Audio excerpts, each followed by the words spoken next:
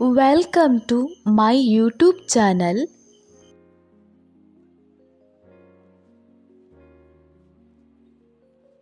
Second PUC history chapter first ಭಾರತದ ಇತಿಹಾಸದ ಮೇಲೆ ಭೂಗೋಳದ ಪ್ರಭಾವ, ಭಾರತದ ಇತಿಹಾಸದ ಮೂಲಾಧಾರಗಳು. ಈ ಚಾಪ್ಟರ್ನ ಕ್ವಶನ್ ಆ್ಯಂಡ್ ಆನ್ಸರನ್ನು ನೋಡೋಣ.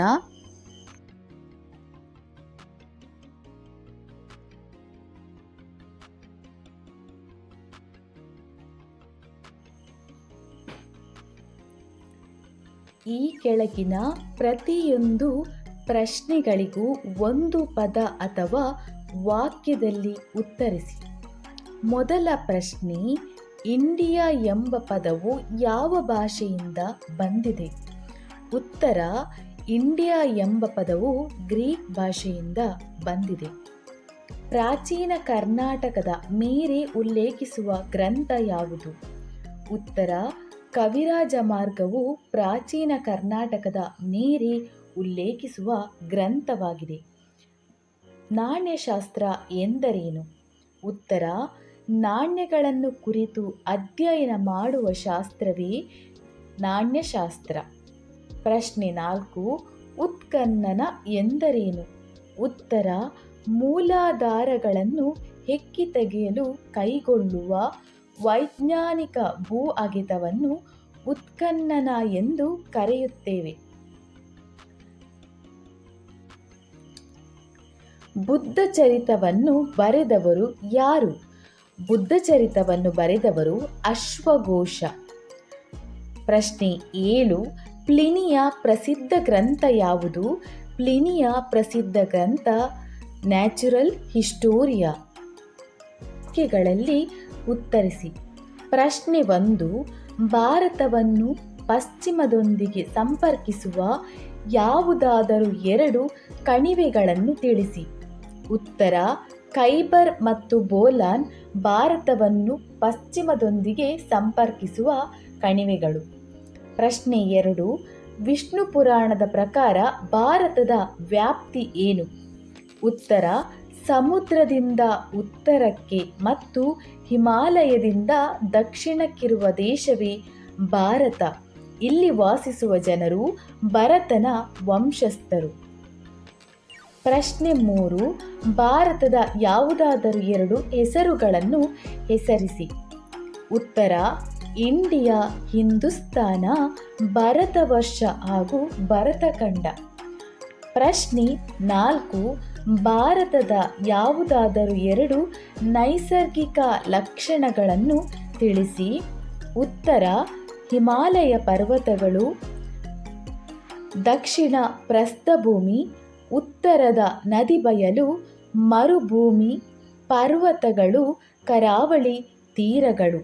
ಪ್ರಶ್ನೆ 5, ಭಾರತದ ಯಾವುದಾದರೂ 2 ಪರ್ವತಗಳನ್ನು ಹೆಸರಿಸಿ. ಉತ್ತರ, ವಿಂಧ್ಯ, ಅರಾವಳಿ, ಸಹ್ಯಾದ್ರಿ. ಭಾರತದಲ್ಲಿ ಉದಯಿಸಿರುವ ಯಾವುದಾದರೂ 2 ಪ್ರಮುಖ ಧರ್ಮಗಳನ್ನು ಹೆಸರಿಸಿ. ಉತ್ತರ, ಹಿಂದೂ ಧರ್ಮ, ಜೈನ ಧರ್ಮ ಹಾಗೂ ಬೌದ್ಧ ಧರ್ಮ. ವಿಶ್ವ ಪರಂಪರೆ ಪಟ್ಟಿಯಲ್ಲಿರುವ ಭಾರತದ ಯಾವುದಾದರೂ 2 ಐತಿಹಾಸಿಕ ತಾಣಗಳನ್ನು ಹೆಸರಿಸಿ. ಉತ್ತರ, ಅಜಂತ, ಹಂಪಿ, ತಾಜ್ ಮಹಲ್, ಎಲ್ಲೋರ ಪಟ್ಟದಕಲ್ಲು. ಪ್ರಾಚೀನ ಭಾರತದ ಯಾವುದಾದರೂ 2 ವಿಶ್ವವಿದ್ಯಾಲಯಗಳನ್ನು ಹೆಸರಿಸಿ. ಉತ್ತರ, ತಕ್ಷಶಿಲ್ಪ, ನಳಂದ, ವಿಕ್ರಮಶೀಲ, ಪ್ರಯಾಗ, ಕಂಚಿ.